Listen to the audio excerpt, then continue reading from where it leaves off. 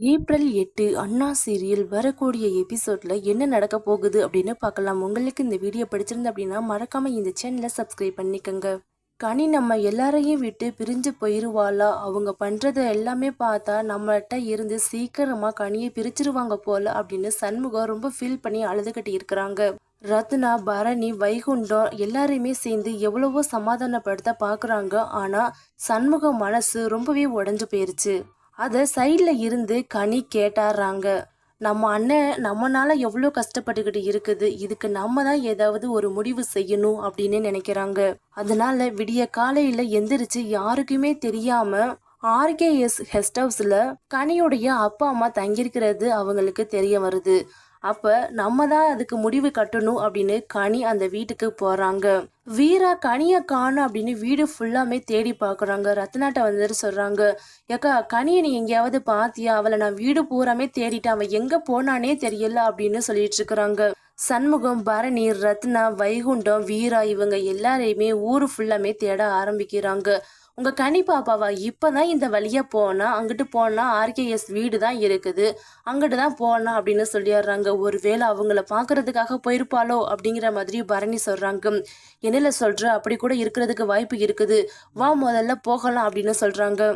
குடும்பத்தோட கனியை பாக்குறதுக்காக வீட்டுக்கு போறாங்க. அப்ப கனி வந்துட்டு அவங்க அம்மா அப்பாட்ட பேசிட்டு இருக்கிறாங்க.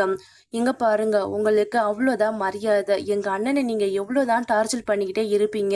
எங்க அண்ணனை விட்டு நான் ஒரு நிமிஷம் கூட இருக்கவே மாட்டேன். எங்க அண்ணனை விட்டு பிரிச்சு என்னைய கூட்டிட்டு போனீங்கன்னா நான் இதே மாதிரியே கழுத்து அறுத்துக்கிட்டு செத்து போயிடுவோம் அப்படின்னு கொலை மிரட்டல் பார்த்தீங்கன்னா பயமுறுத்துற மாதிரி சொல்லிட்டு இருக்கிறாங்க கனி. ஏண்டி இப்படி எல்லாம் பண்ணிக்கிட்டு இருக்கிற? நான் உன் அம்மாடி, உன் அம்மாவை தேடி நீ வந்துட்டுன்னு நான் சந்தோஷப்பட்டா, நீ என்னடானா இப்படியெல்லாம் பேசிக்கிட்டு இருக்கிற? உன்னைய 10 மாசம் சுமந்து பெத்தவ நான் தாண்டி அப்படின்னு சொல்றாங்க. என்னதான் நீ 10 மாசம் சுமந்து பெற்றிருந்தாலும் என்னைய வளர்த்து எடுத்தது எல்லாமே என் அண்ணன் தானே. என் அண்ணன் எனக்கு அம்மா மாதிரி. என் அண்ணனை விட்டு நான் ஒரு நிமிஷம் கூட பிரிஞ்சு வரமாட்டேன். அதையும் மீறி நீங்க பிரிச்சு கூட்டிட்டு போனீங்கன்னா நான் உயிரோட இருக்க மாட்டேன் அப்படின்னு கழுத்துல கத்திய வச்சாராங்க. அதை பார்த்த உடனே சண்முகத்துக்கு பயங்கர ஷாக்கிங்காகவும் ரொம்பவே ஃபீல் பண்ண ஆரம்பிச்சாராங்க. இலை கண்ணி, நீ இந்த மாதிரிலாம் பண்ணிடாத, தயவு செஞ்சு கழுத்துல இருந்து கத்திய எடு அப்படின்னு சொல்றாங்க. அண்ணே, நீ என் பக்கத்துல வராதன்னு, இவங்க இந்த ஊரை விட்டு போனா மட்டும்தான் நான் உயிரோட இருப்பான், இல்லைன்னா இதே இடத்துல கழுத்தை அறுத்துட்டு செத்து போயிருவோம் அப்படின்னு சொல்லிட்டு மிரட்டுறாங்க. அண்ணன் மேல கனி இவ்வளோ பாசம் வச்சிருக்கிறத பார்த்த பரணிக்கு பயங்கரமா அழுக ஆரம்பிக்கிறாங்க.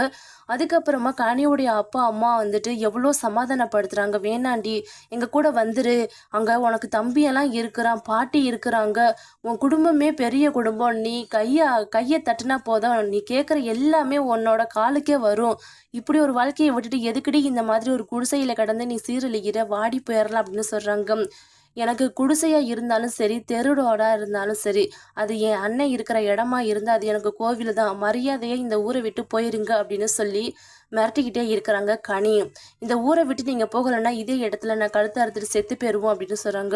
சண்முகமும் எவ்வளோ சொல்லி பார்க்குறாங்க. ஆனால் கனி கேட்குற மாதிரியே இல்லை.